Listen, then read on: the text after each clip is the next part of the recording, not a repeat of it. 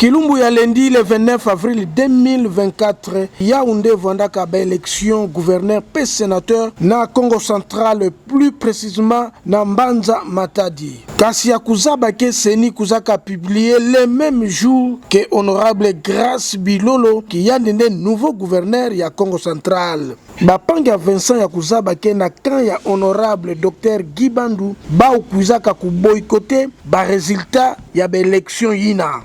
Samuna iki bakuzaka ku boycotter ba élection yina. Benolanda image yayi.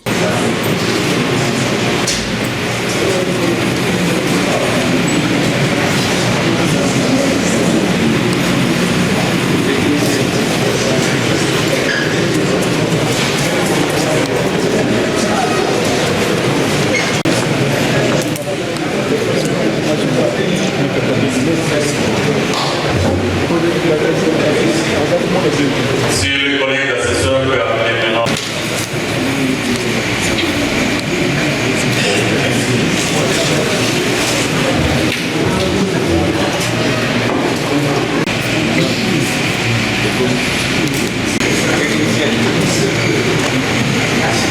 Benome kuza comprendre que Yaoundé metinda honorable Guy Bandou yandi kwenda tina justice samuna yandi mona clairve samuna ba élection yayi. Kasi bampanga Vincent mamba kuyitu kwa requête nandi ya vanda ka recevable et fondé parce que kana ngemetala mbote image yayi nange moso fona mona ke diambo kele kasi comme mambo nyonso mekuma déjà na maboko ya ba juge. Donc na cour d'appel ya Mbanza Matadi betoke na kuvingila kaka Kilumbu ya mardi le 7 mai 2024 bakuiza ku confirmer beto kana ba élection yayi yakele confirmer que Grace Bilolo kele kaka gouverneur ou bien bake kuza ku annuler ba élection na yau beto awa na Kikongo facile beto kena kutadila kaka mambo yayi pe beto kena kuzimele c'est que diambu c'est que problème.